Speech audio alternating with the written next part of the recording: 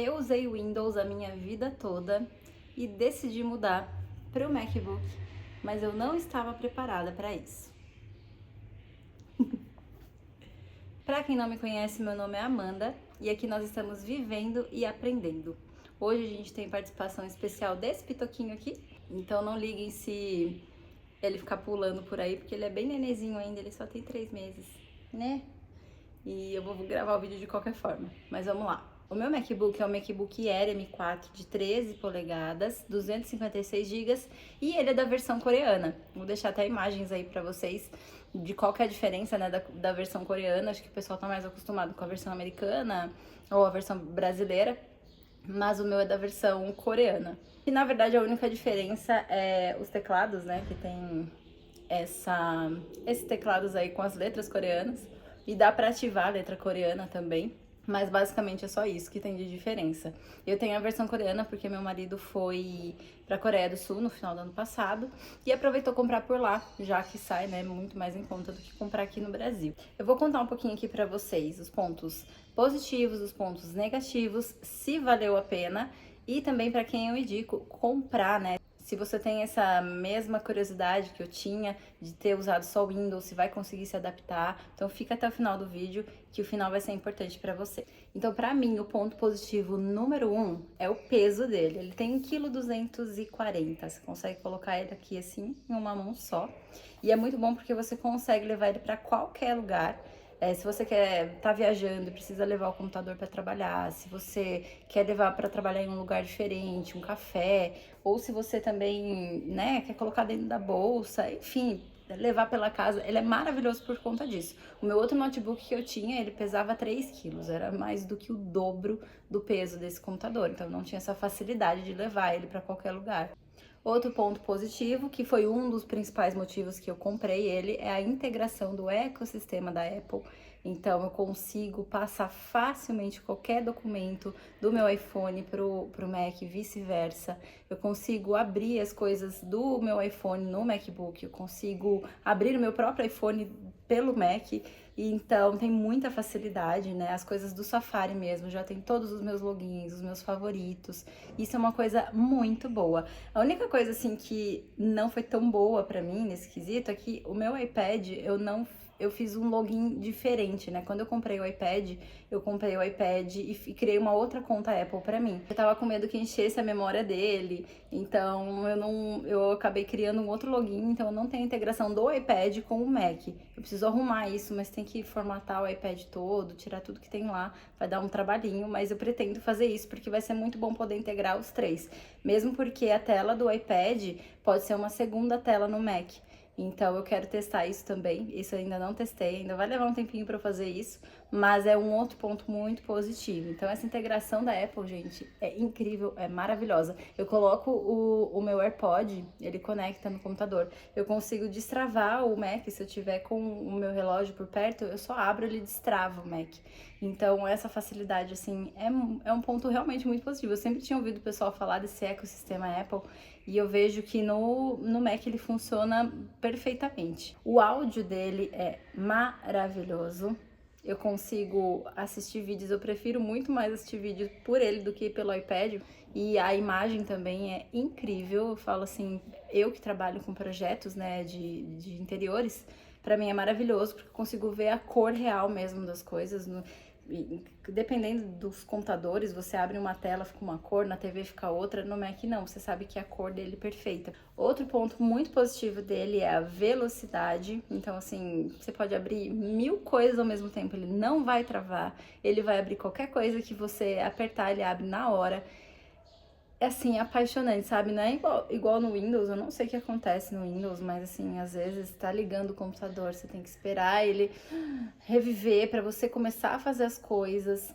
Você não precisa fazer isso no Mac, mesmo porque outra vantagem, né? Eu não desligo ele, então ele fica ligado, ele tá ligado desde quando eu comprei ele. Eu atualizei só uma vez e daí ele teve que reiniciar. E teve uma vez que eu deixei acabar a bateria, não tinha visto, e desligou. Mas assim, fora isso, eu nunca desliguei ele. E é uma vantagem muito grande porque você tá assim, tô trabalhando aqui, eu não tenho que ficar fechando tudo que eu tô fazendo, salvando, esperar, carregar, salvar, fechar, desligar o computador e depois no outro dia ter que fazer todo esse processo reverso, né? Ligar o computador, esperar carregar, aí abrir e você começar a trabalhar. Então, assim, a sua produtividade aumenta muito com isso, porque você consegue, é só abrir a tela dele que ele já tá ali, ó, prontinho pra você. Então, ó, eu abro minha tela, e ele já tá aqui, ó. Inclusive, ele desbloqueou com o meu relógio. Então, não precisei nem colocar o meu dedo aqui. Então, é muita praticidade. Ele também é super silencioso. Ele não tem ventoinha, né? O que falam que é uma coisa negativa, porque ele aquece, e de fato ele aquece muito. Eu que uso para programas, né, de arquitetura, né, dos programas que eu uso são bem pesados e ele aquece bastante. Então, tem horas assim que eu fico meio assustada porque ele tá muito quente. Mas não aconteceu nada até agora, assim, só tenho medo de estragar a bateria dele. Mas eu não deixo, né, ficar muito tempo ele muito quente. Mas ele não tem ventoinha, então ele não faz barulho nenhum. Então você pode trabalhar silenciosamente em qualquer lugar, que você não vai incomodar ninguém com o barulho do computador, porque ele é realmente silencioso. E depois também tem a parte do touchpad, aqui que todo mundo fala, né, do touchpad, que ele é maravilhoso. E sim, eu consegui me adaptar a ele muito fácil. Consegui, né, usar, você consegue usar ele tranquilamente sem mouse. Porém, assim, eu não consegui acostumar com a ideia de usar sem mouse, tá? Eu preciso, principalmente por conta do meu trabalho, eu uso muito para dar zoom, rotacionar essas coisas, então eu acho um pouquinho ruim pelo trackpad. Mas assim, se eu precisar sair com ele só para digitar, só para fazer as coisas nele, dá para sair tranquilamente sem o mouse, tá? Mas é bom vocês saberem disso, porque o trackpad é maravilhoso, mas dependendo do que você for fazer, ele é um trackpad normal, né? Você vai ter ele tem as limitações dele, é um pouquinho mais difícil de fazer as coisas, tá? A bateria dele também é algo espetacular. É uma coisa assim que eu nunca tinha visto. Eu tinha o Windows, então durava no máximo 2 horas fora da bateria, e no Mac não. Eu já cheguei a usar ele até por 3 dias seguidos sem precisar recarregar. Lógico que dependendo do que você for fazer, pode ser que ele descarregue mais, tanto que já teve vezes que eu tava usando para coisas mais pesadas, ele durou metade de um dia, mas ainda assim é muita coisa, né? Mas geralmente ele costuma durar aí entre um dia e meio de uso intenso mesmo, trabalhando o dia todo. Ele dura muito bem a bateria, então é um ponto super, super positivo. Você pode levar ele para qualquer lugar sem precisar levar carregador, porque você tem a bateria dele ali tranquilamente por várias horas a fio. Então foram esses os pontos positivos. E agora a gente vai para os pontos negativos, principalmente para quem sempre usou Windows. Aqui alguns pontos negativos são bem complicados. Aqui que você vai ver se vale a pena ou não para você. Para mim, um dos pontos negativos que já apareceram logo de cara são as entradas dele. Ele tem uma certa limitação de quantidade de entrada. Aqui a gente só tem uma entrada, acho que é P4, né, para fone de ouvido, que eu nem sei por quê, porque hoje em dia ninguém usa mais isso. Enfim, deve ter alguma utilidade. Aí atrás a gente não tem nenhuma entrada. E nessa outra lateral a gente tem o carregador dele e mais 2 entradas USB-C. O que eu achei um pouquinho ruim, porque eu fui comprar um mouse, eu não achei nenhum mouse que tenha USB-C, o mouse sem fio com entrada USB-C. Então eu tive que comprar um adaptador pro USB-C e colocar ele aqui. E fica um negócio assim, ó, vou pegar aqui pra vocês verem. Aí eu tenho que ficar com isso aqui, ó. Estão vendo? Então, eu tenho que usar o notebook o tempo todo com esse negócio aqui pendurado, porque não tem eu, pelo menos, não tenho mouse com USB-C. Então, pra mim, isso foi um ponto bem negativo, porque, eu quero levar ele, eu tenho que ficar levando esse negócio junto todas as vezes. Se fosse só a entrada, ó, se ficasse só isso aqui, se ficasse só esse aqui, ó, pequenininho, não teria problema, mas ter que ficar levando esse negócio gigantesco todas as vezes é bem ruim, tá? Então, pra mim isso foi muito esquisito. Então, se eu quiser também colocar mais coisas nele, um pendrive, mais alguma outra coisa, eu não consigo, porque daí eu tô usando já uma pro mouse e tem bem pouca entrada. Agora vamos falar do sistema dele em si, né, que eu acho que é o momento mais aguardado aí por vocês. Bom, como é usar um Mac OS depois de ter usado o Windows a vida toda? É complicado, viu, gente? Assim, eu não sei se sou eu que tô muito velhota pra tecnologia. Eu acho que o pessoal da geração mais nova consegue se adaptar mais fácil, mas assim, é um sistema muito diferente. Ele é super fluido, você consegue aprender a mexer nele super rápido, mas você se embanana todo.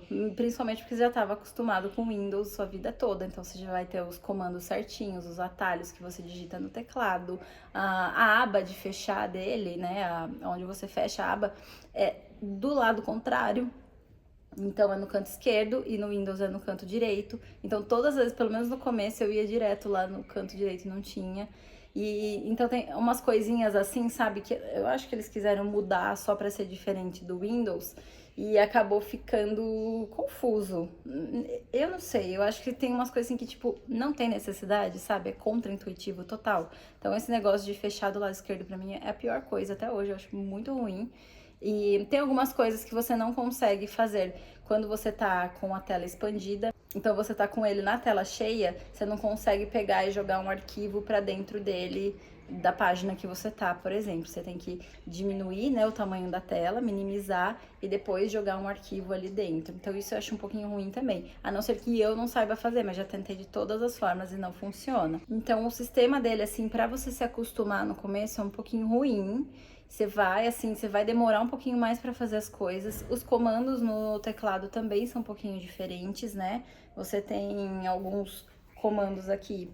Você não usa o Ctrl, você usa o Command dele. Isso é uma coisa também que confunde um pouquinho. Então, você quer dar Ctrl C, Ctrl V, você tem que apertar Command C, o Command V. Isso eu demorei para acostumar, então até hoje às vezes eu faço errado.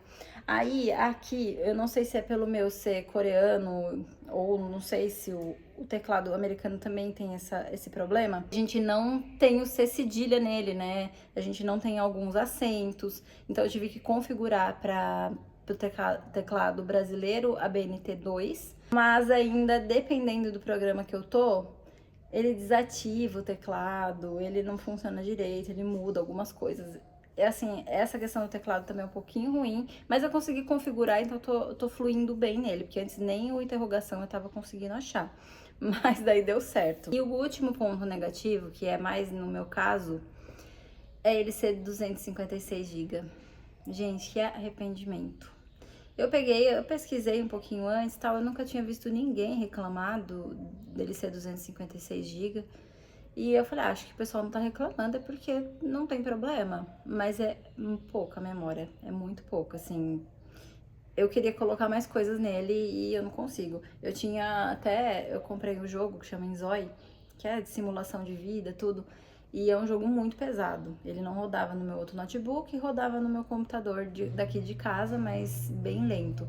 E no Mac ele rodou super bem, eu tava realizada, feliz que eu finalmente ia poder jogar o meu jogo. Mas passou um tempinho, fui carregando coisas do jogo, ele deu como memória cheia meu computador. Eu falei, gente, mas eu não instalei nada nele, como é que ele tá com a memória tão cheia assim?